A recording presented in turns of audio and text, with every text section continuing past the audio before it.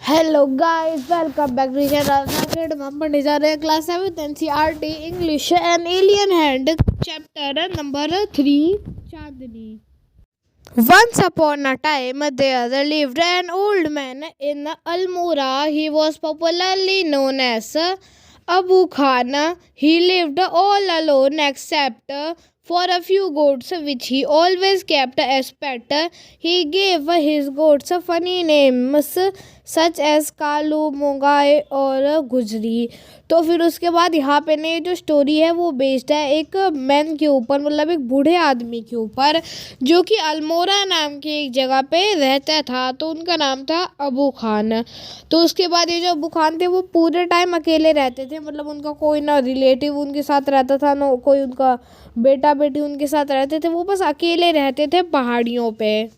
And वो अकेले रह रहे के बोर हो गए थे, तो उन्होंने क्या सोचा, उन्होंने सोचा मैं बकरियाँ पालता हूँ। तो फिर उनके पास कुछ बकरियाँ थी जिन्हें वो पेट की तरह रखते थे, और उन बकरियों के वो बहुत ज़्यादा अजीब अजीब से मजाकिया से फ़नी नाम रखते थे, जैसे कि कालू, ऐसे ऐसे नाम रखते थे। फिर उसके बाद वो क्या करते थे, उन्हें दिन के टाइम पे ना बाहर घास चरने के लिए, मतलब जो बकरियां होती है वो घास चरती है ना, तो इसीलिए जो अबू खान होते हैं वो सुबह के टाइम पे उन्हें छोड़ देते हैं घास चरने के लिए। और फिर उसके बाद उनके घर पे कोई रहता नहीं है, मतलब वो अकेले रहते हैं। तो वो उन बकरियों को ही अपना सब कुछ मान चुके होते हैं, मतलब वो बकरियों को ही अपनी फैमिली की तरह ट्रीट करते हैं। मतलब वो बकरियों से बात करते हैं, बकरियों के साथ ही रहते हैं। उन्होंने बकरियों के लिए रूम बना के रखा है। तो ऐसे ही मतलब वो बकरियों को एक इंसान की तरह प्यार करते थे, क्योंकि उनके पास कोई इंसान नहीं था, मतलब उनका कोई ना दोस्त था ना उनका कोई बेटा बेटी थी, मतलब वो बस बकरियों को ही अपना परिवार मान चुके होते हैं। At night, he would bring them back to his little hut and put a string around the neck of each goat. तो उसके बाद ये क्या करते हैं, रात के टाइम पे मतलब पूरे दिन तो वो उन्हें चरने के लिए छोड़ देते हैं, फिर उनका ध्यान रखते हैं, उनके साथ खेलते हैं। बट जब रात का टाइम हो जाता है, फिर शाम का टाइम हो जाता है, तब वो एक एक करके इन सारी बकरियों को अपने, मतलब एक उन्होंने छोटी सी झोपड़ी टाइप की बना रखी होती है बकरियों के रहने के लिए।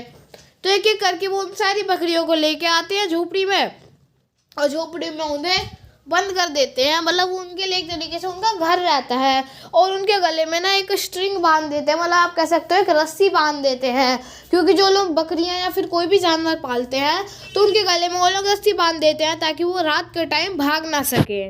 तो वैसे ये जो अबुल खान होता है ना, वो भी ऐसे ही करता है। उसने अपनी बकरियों के मतलब गले में वो स्ट्रिंग टाइप की बांध रखी होती है, ताकि जो उसकी बकरियां हैं वो भाग ना सके। और वो पहाड़ के इलाके पे रहता है, तो इसलिए वहाँ पे ना बकरियों के लिए या किसी भी जानवर के लिए सेफ नहीं है, क्योंकि पहाड़ के आसपास जंगल होते हैं, एंड जंगलों में कोई भी जानवर सेफ नहीं रहता है। तो इसीलिए जो अबू खान होता है वो उन्हें बांध के रखता है, उनके लिए उसने घर बना के रखा होता है। और दिन के टाइम पे तो चलो फिर भी वो ख्याल रखता है उन बकरियों का, उनके पास रहता है। बट रात के टाइम पे किसे पता है कोई खतरनाक जानवर आ जाए, उसने हमला कर दिया तो उसके लिए उन बकरियों को बांध के एक अच्छी सी जगह पे रखना ज़रूरी है।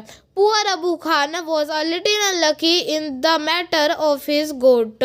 तो उसके बाद ये जो अबू खान था ना, वो थोड़ा सा अनलकी था अपने जो बकरियां हैं उनके मैटर में। अब देखते हैं कि वो बकरियों के मैटर में अनलकी क्यों था। Very often at night one of the goat would pull at the string till it broke loose. तो उसके बाद हर रात को ना ये मतलब उनकी कोई ना कोई बकरी ऐसा कर देती थी, मतलब वो बकरी क्या करती थी, जो धागा होता है उसे खींचती थी, जब तक खींचती थी जब तक वो धागा टूट ना जाए। मतलब ये जो बकरियाँ होती है ना, वो भी मतलब एक तरीके से जिंदा है, तो वो भी ऐसा चाहती हैं कि वो आज़ाद हो सके। पूरे टाइम तो वो रह सकती नहीं है किसी जगह पे, इसीलिए तो ये बकरियां जो होती हैं वो मतलब आज़ाद होने के लिए ये जो रस्सी होती है उसे खींचने लगती हैं, तब तक खींचती है जब तक कि वो रस्सी टूट ना जाए। And then would disappear in the hills beyond. Goat in hilly regions hate being tied to tree और pole, they love their freedom. Abu Khan's goat were of the best hill breed. तो उसके बाद ये जो बकरियां होती हैं जो पहाड़ वगैरह पे रहती हैं, इन्हें ना पसंद नहीं होता है रस्सी से बंधे रहना। मतलब पहाड़ में या कहीं भी कोई भी बकरी होती है उसे ये तो पसंद रहता नहीं है कि उसे मतलब बांध के रखा जाए पेड़ या किसी पोल से। ये जो पहाड़ी बकरियां होती है ना, इन्हें आज़ादी ज़्यादा पसंद होती है। एंड जो इधर ऐसी बकरियां होती है ग्राउंड एरिया की, उनका तो फिर भी उतना नहीं होता, बट ये जो पहाड़ पे रहती हैं बकरियां उनके लिए ना मतलब वो रह नहीं सकती हैं कहीं पे कैद होके। और जो अबू खान के पास बकरियां थी ना, वो बेस्ट ब्रीड होती है बकरियों की पहाड़ी एरिया में, तो इसीलिए। और ये जो इसकी भी बकरियां होती है वो भी कहीं बंधे रहना चाहती नहीं है, तो वो भी अब मतलब आज़ादी पाने के लिए जो रस्सी होती है जिससे अबू खान ने उन्हें बांध के रखा होता है वो तोड़ देती हैं। और तोड़ के वो क्या करती हैं, भाग जाती हैं। और भाग के वो जाएंगी कहाँ? जैसे कि मैंने आपको बताया था कि वो अबू खान पहाड़ी एरियाज में रहता था, तो भाग के वो पहाड़ों पे जाएंगी, जंगलों में जाएंगी। और वो भी उनके लिए सेफ नहीं है, क्योंकि वहाँ पे ना बहुत सारे जंगली जानवर घूमते रहते हैं जो कि उन्हें मार सकते हैं बहुत ही आराम से। तो ऐसे जो अबू खान की बकरियाँ होती हैं वो कभी कभी रात को ऐसे फंदा तोड़ती हैं अपना, और फिर कहीं पहाड़ियों में गायब हो जाती हैं। अबू खान से goat were of the best hill breeds. तो मतलब ये जो होते हैं अबू खान की गोट्स वो सबसे ज़्यादा अच्छी ब्रीड की होती हैं जो कि पहाड़ पे पाई जाती हैं। They do love their freedom, मतलब उन्हें भी जो फ्रीडम होती है, आज़ादी होती है, वो उन्हें पसंद होती है। Whatever they got the chance they would run away only to get killed by an old wolf who lived in the hills. मतलब ये जो बकरियां होती हैं ना, वो अपनी आज़ादी के नाम पे चली तो जाती हैं, मतलब वो फंदा तोड़ के अपने जाएंगे कहाँ, जंगलों में। और जंगलों में रहते हैं जानवर खतरनाक वाले। तो वहाँ पे जो जंगल था ना उसके एरिया के पास, वहाँ पे रहता था एक बहुत ही बूढ़ा सा वुल्फ। और ये जो वुल्फ था ना वो भले ही बूढ़ा हो गया हो, पर ये बकरियों को तो आराम से मार सकता था। तो ये जो अबू खान की बकरियां होती हैं वो भाग के भले जाती कहाँ पे हैं, इस गोट से, मतलब ये जो वुल्फ होता है उससे मरने। मतलब जो अबू खान की गोट होती है अगर वो भाग भी जाती है ना, तो वो भाग के जाएंगी कहाँ, ये जो गोट होती है उससे मर ही जाएंगी। Whenever one of his goat disappeared, Abu Khan was very sad. He did not understand why even the juices, gases, and gains that he give them and all the love that he give them। तो जो अबू खान होता है उसे, मतलब जब उसकी भी कोई बकरी ऐसे भाग जाती है ना, तो उसे बहुत ज़्यादा बुरा लगता है, वो काफ़ी ज़्यादा उदास हो जाता है। एंड वो आज तक ये नहीं समझ पाया ना कि उनकी जो बकरियां होती हैं वो भाग क्यों जाती हैं। मतलब क्या उन्हें ये जो घास वगैरह होती है वो काफ़ी अच्छे से घास वगैरह लेके आते हैं, बहुत ज़्यादा अच्छे वाले ग्रेन्स वगैरह लेके आते हैं उनके खाने पीने के लिए। वो हर चीज़ का ख्याल रखते हैं अपनी बकरियों के, पर फिर भी उनकी बकरियां भाग जाती है। तो इसके पीछे का रीज़न उन्हें समझ नहीं आता। तो आखिर क्यों उनकी बकरियां भाग रही है, तो इसके पीछे का सिंपल रीज़न ये है कि जो बकरियां होती है या फिर कोई भी जानवर होता है उसे चाहिए होती है फ्रीडम। और फ्रीडम आप उसे बांध के रखोगे तो ऑब्वियस सी बात है उसे अच्छा नहीं लगेगा। आप भले उसे कितने भी वो सुख सुविधाएं दे दो उसे अच्छा नहीं लगेगा। बट जो एनिमल्स इधर प्लेन एरिया में रहते हैं वो तो फिर भी आप एक बार को ना पेट की तरह रख सकते हो। पेट जो पहाड़ के एरिया के एनिमल्स होते हैं ना, उन्हें फ्रीडम बहुत ज़्यादा पसंद होती है, और उन्हें आप चाहो ना तो पेट बना के नहीं रख सकते हो, वो एक न एक दिन भाग ही जाएंगे। Shone on them would not stop these unfortunate goat from running straight into the jaw of death। तो उसके बाद जो अबू खान होता है वो काफ़ी ज़्यादा मतलब खुद से ही गुस्सा होता है कि वो अपनी बकरियों को ना, मतलब जो उसकी बदनसीब बकरियां होती है वो उन्हें बचा नहीं पा रहा है मौत के मुंह में जाने से। Are these goats mad? He wondered, or was it their love for freedom? But freedom meant struggle, hardship, even death. Abu Khan can not solve the mystery. तो उसके बाद ये जो होती है वो वाले जो अबू खान होता है वो सोचता है कि क्या ये बकरियां पागल है, मतलब वो ऐसा सोचता है। क्या उन्हें फ्रीडम से इतना प्यार है कि वो फ्रीडम जो, मतलब एक बात तो सिंपल है, अगर आपको आज़ादी चाहिए तो उसके लिए आपको करनी पड़ेगी मेहनत, हार्डशिप, मतलब बहुत ज़्यादा मेहनत करनी पड़ेगी, और कभी कभी डेथ। तो इसीलिए जो अबू खान होता है बोलता है कि ये बकरियां पागल है, मतलब ये फ्रीडम के लिए इतनी मेहनत कर रही हैं और मर भी जा रही हैं। जो अबू खान होता है वो अभी तक ये मिस्ट्री को सॉल्व नहीं कर पाया था कि इसकी बकरियां आखिर भाग क्यों रही हैं। ऐसी क्या कमी रह जा रही है अबू खान की तरफ से कि जो उसकी बकरियां हो रही हैं वो भाग जा रही हैं, वो अबू खान के साथ और नहीं रहना चाहती हैं। One day when all his goats had left him, Abu Khan said to himself, "No more goats in my house even again." तो एक ऐसा टाइम आ जाता है ना जबकि अबू खान की जितनी भी बकरियां होती हैं वो सब उसे छोड़ के चली जाती हैं। मतलब सारी बकरियां रात को मतलब फंदा वंदा तोड़ के भाग जाती हैं और उनमें से सब मर जाती हैं। तो उसके बाद ये जो अबू खान होता है ये बहुत ज़्यादा उदास होता है। बहुत टाइम तक ये ना कुछ करता है ना कुछ करता है, पर बहुत टाइम तक ऐसे रहने के बाद वो अपने आप से ही कहता है, खुद से ही कहता है, बहुत सोच के, कि अब मेरे घर में कोई बकरी नहीं होगी, क्योंकि ये बकरियां मैं लाता हूँ इन्हें इतने पैसे खर्च करके, इनके पैसे खर्च करके इनका ख्याल रखता हूँ, इनके लिए खाना पीना लाता हूँ, मैं इतनी मेहनत करता हूँ इन बकरियों के लिए, पर ये बकरियां इसके बदले में मुझे क्या देती हैं, भाग जाती हैं, मैं उदास हो जाता हूँ। तो इसीलिए अब उसने सोचा कि अब मेरे घर में कोई भी बकरी नहीं रहेगी, अब मैं कोई भी बकरी नहीं पालूंगा।